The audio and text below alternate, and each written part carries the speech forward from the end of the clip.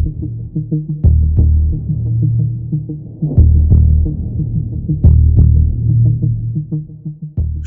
অধিকারী মুখ্যমন্ত্রী হওয়ার পর থেকেই রাজ্য জুড়ে শুরু হয়েছে অ্যাকশন। লাগু হয়েছে উত্তরপ্রদেশের মতো বুলডোজার নীতি। সেই চিত্রই দেখা গেল হাওড়া স্টেশনে।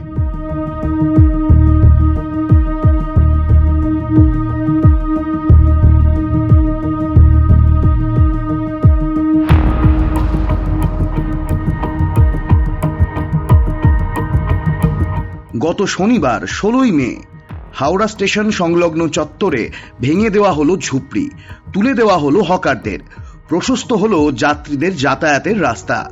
কি বলছেন যাত্রীরা? এই মুহূর্তে আমরা দাঁড়িয়ে আছি সেই 10 নম্বর গেটের বাইরের ফুটপাথে, যে ফুটপাথে দুপাশেই বসতো ডালা, মাঝখান দিয়ে যেতে হতো যাত্রীদের। আজকে আপনারা দেখতে পাচ্ছেন সেই সব জায়গা ফাঁকা। যাত্রীদের তো সুবিধা হলো, কিন্তু মুদ্রার অন্য পিঠে রইল আরও একটি প্রশ্ন। যেসব গরিব মানুষদেরকে উচ্ছেদ করা হলো, তাদের পুনর্বাসনের এখন কি হবে? এটা খুবই ভালো হয়েছে, খারাপ কিছু নয়, কিন্তু মোটামুটি গরিব মানুষ তো করে খাওয়া, এর জন্য চিন্তা ভাবনা করা উচিত। এটা খুবই ভালো এবং মঙ্গলজনক। আর এই যে যাদেরকে তুলে দেওয়া হলো, তাদের পুনর্বাসনের জন্য এখনো কোনো সিদ্ধান্ত আসেনি, সেটা নিয়ে কি বলবেন? তাদের চিন্তাভাবনাটা নেওয়াটা প্রয়োজন আছে, কেন তারাও তো একসময় ছিল অনেক দিন। হ্যাঁ, রাজনৈতিক টানাপোড়েনে আজকে উচ্ছেদ হয়েছে, ঠিকই আছে, এবারে কিছু করার নেই। এবারে তাদের আবার প্রয়োজন আছে তাদেরকে পুনর্বাসন করার। দেখুন, টু বি অনেস্ট, সবাই তো কাজ করে খায় একটা প্রফেশনের জন্য। উচ্ছেদ করাটা হয়তো যাত্রীদের সুবিধা হয়েছে, কিন্তু একটা মানুষ যে ডেলি খেটে খাচ্ছে তার আয়টাও তো চলে গেল। আমার মনে হয় যাতে গভর্নমেন্টের একটু ব্যবস্থা নেওয়া উচিত, যে ওরাও কিছু করে খেতে পারে। বাস ফাঁকা কি মনে হচ্ছে? সে তো হবেই, আগে যে কনসেপ্ট ছিল সেটা হচ্ছে। আর যাদের উচ্ছেদ করে দেওয়া হলো, তাদের পুনর্বাসন নিয়ে কি বলবেন? দুদিকে, এটা তো গভর্নমেন্ট আছে, গভর্নমেন্ট দেখবে। এটা তো পার্সোনালি কারো করতে সম্ভব না, গভর্নমেন্ট দেখবে। এই পরিবর্তনটা দরকার ছিল। আরেকটা প্রশ্ন, যাদেরকে উচ্ছেদ করে দেওয়া হলো তাদের ভবিষ্যৎ কি?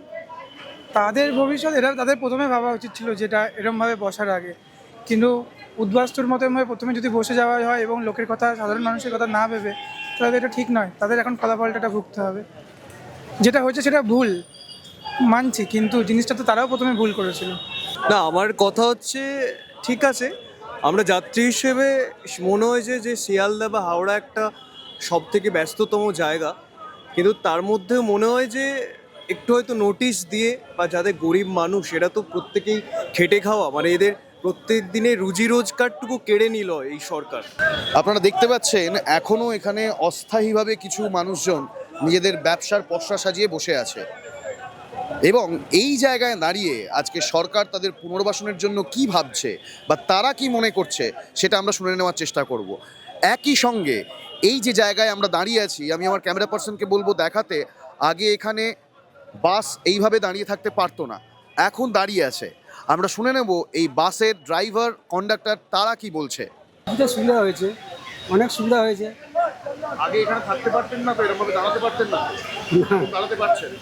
এইসবগুলো পরিষ্কার করে দিয়েছে, তো বহুত সুবিধা হয়েছে। এরা ভালো হচ্ছে, খুব ভালো হচ্ছে, ডিসিশনটাও ভালো, খুব ভালো ডিসিশন, খুব সুন্দর। অনেকগুলো গরিব মানুষ যে উঠে গেল, তাদের জীবনে কি ব্যবস্থাটা কিছু হবে, কিন্তু এরম ভাবে তো জায়গাটা, এটা সিটি জায়গা আছে, সিটি জায়গা তো ক্যাচরা করা, গন্ডগোল করা, নোংরা করার তো ঠিক নয়। ওরা তো ক্যাচরা করতো না, অনেক মানুষের সঙ্গে এরকম কিছু করেছে। यहाँ से जो हॉकर को उठा दिया है सरकार ने, क्या बोलेगा?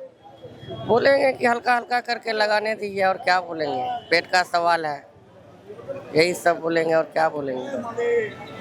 उन लोगों का क्या भविष्य होगा? कौन लोग का? जिन लोगों को उठा दिया यहाँ से? नहीं, बोला धीरे धीरे लगेगा। बोला आपको? यहीं का आदमी बोला धीरे धीरे लगेगा। পুলিশের আধিকারিক এসে, রেলওয়ে পুলিশের আধিকারিক এসে এই মুহূর্তে সবাইকে তুলে দিল, এবং তারা নজরদারি চালিয়ে গেল। তারা হয়তো আগামীকালে আবার আসবে, একটু পরেই হয়তো আসবে এই অস্থায়ী দোকানদেরকে এখান থেকে তুলে দিতে। প্রশ্ন এখন এটাই, তাদের ভবিষ্যৎ কি? তাদের কি পুনর্বাসন হবে? আমাদের নজর থাকবে সেই দিকেই। ক্যামেরায় অজিতের সঙ্গে আমি দীপ্তজিৎ, বাংলা স্ফিয়ার।